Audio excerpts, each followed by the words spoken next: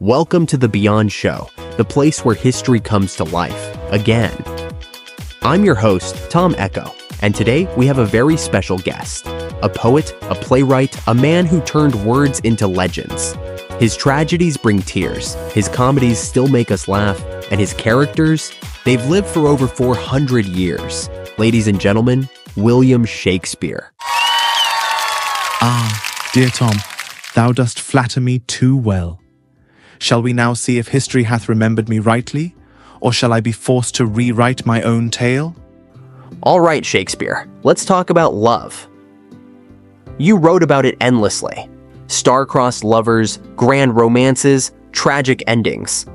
So tell me, were you a hopeless romantic, or just really good at faking it? Love is both folly and wisdom, agony and bliss. I wrote of it because I was neither immune to it, nor above mocking it. A romantic? Perhaps. A fool for love? Most certainly. So you're saying you fell hard, but you also knew how ridiculous love could be? Aye, love doth make fools of us all. Speaking of fools, let's talk about Romeo and Juliet. Be honest. Was it a cautionary tale, or did you actually believe in love at first sight? Ah, love at first sight. So sweet, so swift, so deadly.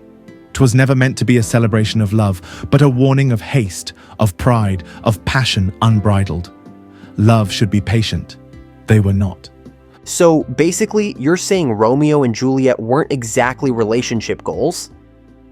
Verily, had they lived, I dare say they would have quarreled within a fortnight. All right, let's say you had to hop onto a modern dating app. What's your bio? Wordsmith seeks muse. Must enjoy soliloquies, moonlit sonnets, and the occasional tragic misunderstanding. Okay, that is gold. You'd probably break Tinder in half with that one. Now, shifting from love to tragedy. If you were forced to set Hamlet in a modern-day setting, where would it take place? In the halls of power, where truth and deception dance a deadly waltz. A corporate empire, perhaps, where a young heir seeks justice for a father betrayed. So, Hamlet, but in a high-stakes corporate thriller? Boardroom betrayals instead of castle intrigue. Indeed, a world where ambition poisons as swiftly as any vial of venom. I'd watch that in a heartbeat. Hollywood, take notes. All right, let's get real for a second.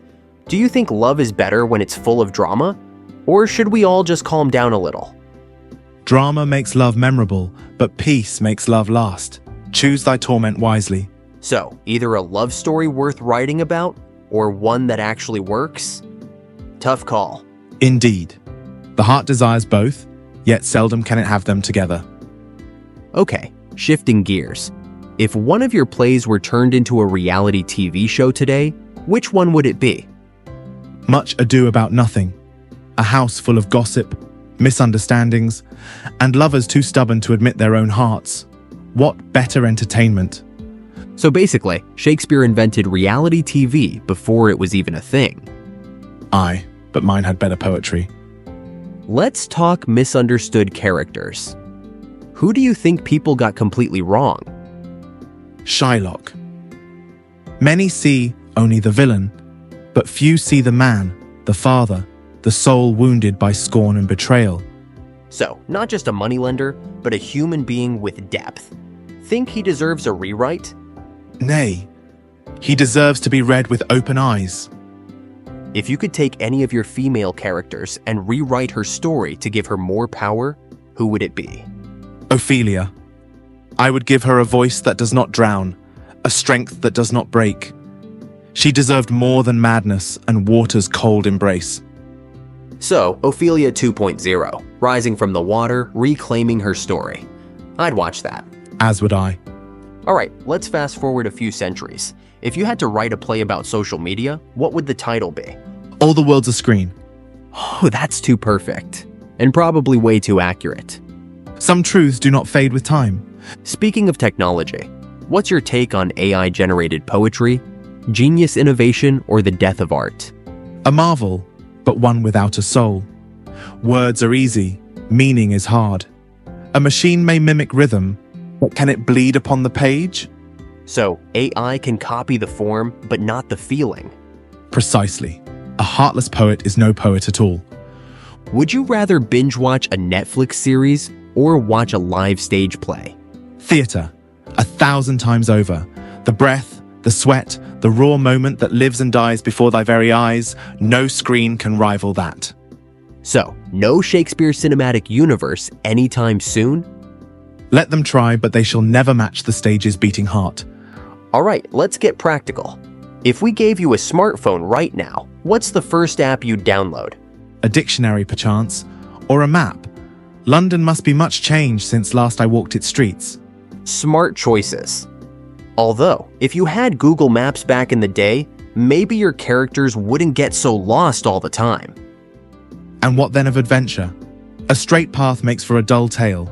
Would you rather perform a soliloquy on TikTok or debate a critic on Twitter? A soliloquy, always. Let me shape the tale, rather than be trapped in a war of petty words.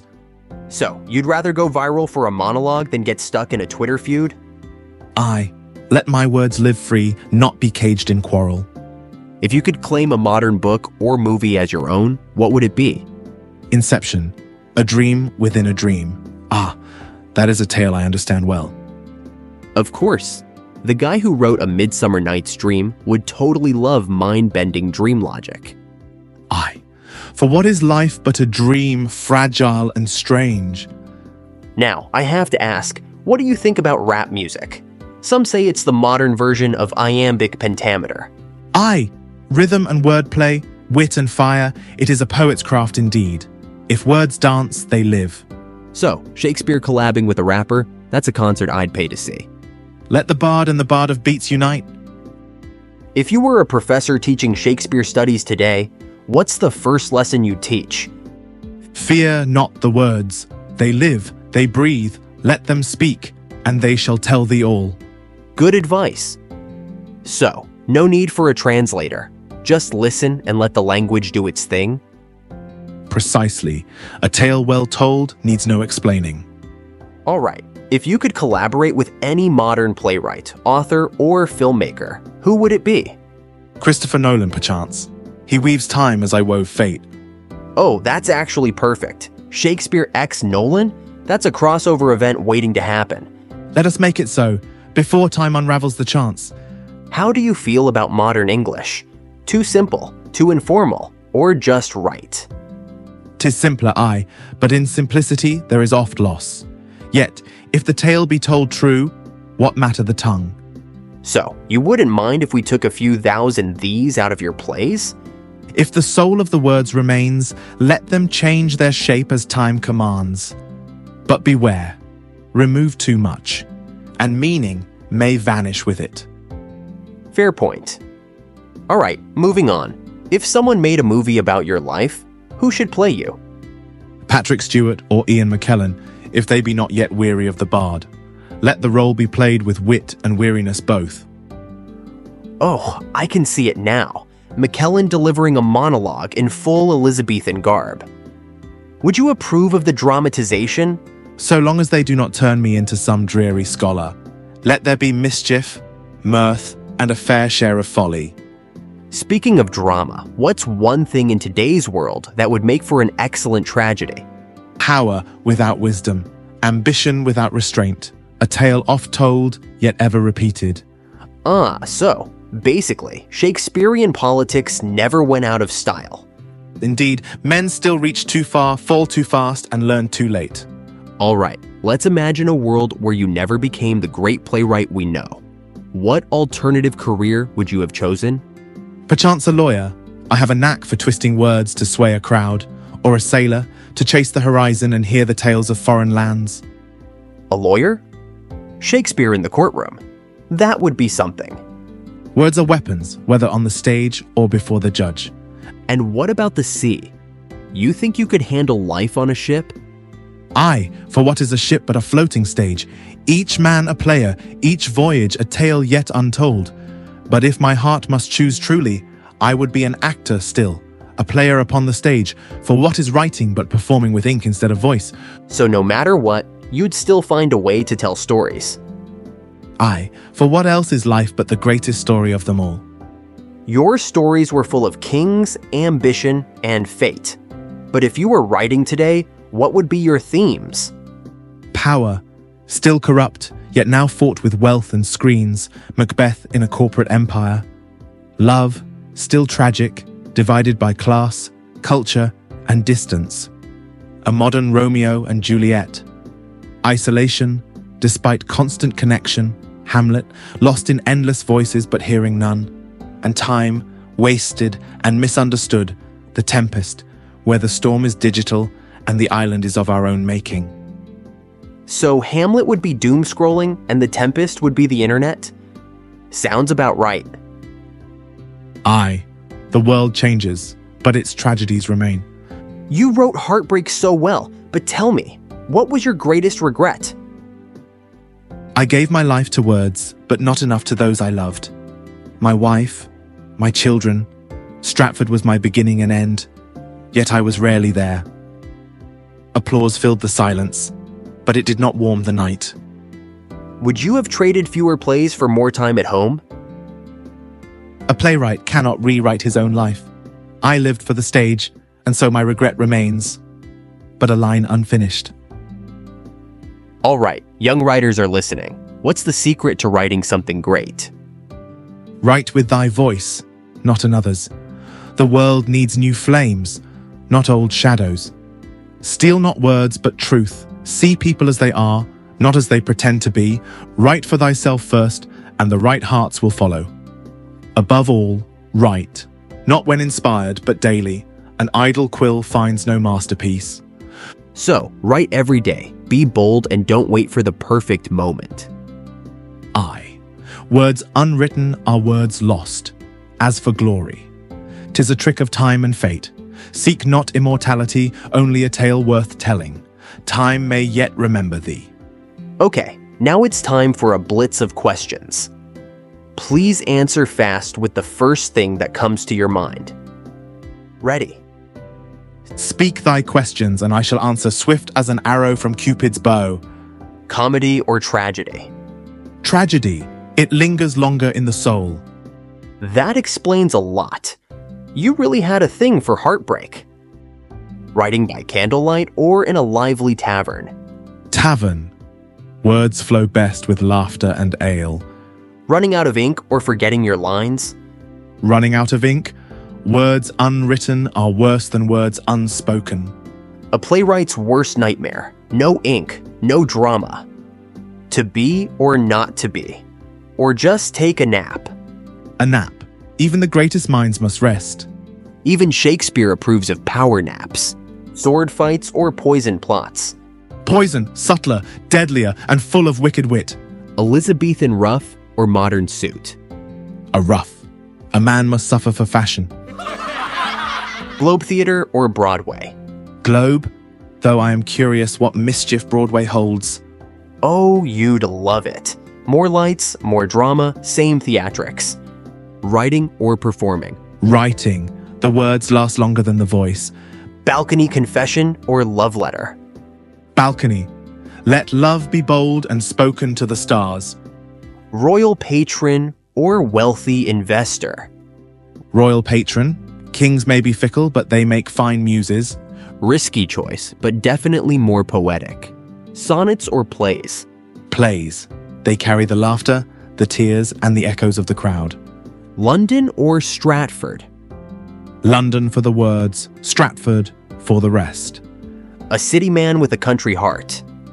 Drunk Elizabethans or silent modern theatergoers? Drunk Elizabethans, raucous but alive.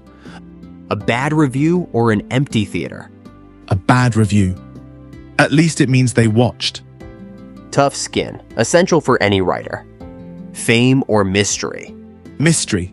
It keeps the tale alive. An actor improvising or an audience talking? Improvising. A quick wit saves any scene. Wake up early or right through the night? Right through the night. The best words come in the dark. Love or heartbreak? Heartbreak. It makes the pen bleed best. A ghost or an angry queen? A ghost. Less dangerous, more poetic. Tea or ale? Ale. Tea is for whisperers. ale is for poets. Dogs or falcons? Falcons, swift, fierce, and noble. A critic or a plagiarist? A critic, at least they must think before they speak. Oof, shots fired. Pen name or real name? Real name. Let the work stand bold and true. And yet, we still debate if you were really you. See your plays performed forever or write one last masterpiece. One last masterpiece. Better one work that shakes the world than many that simply pass through it.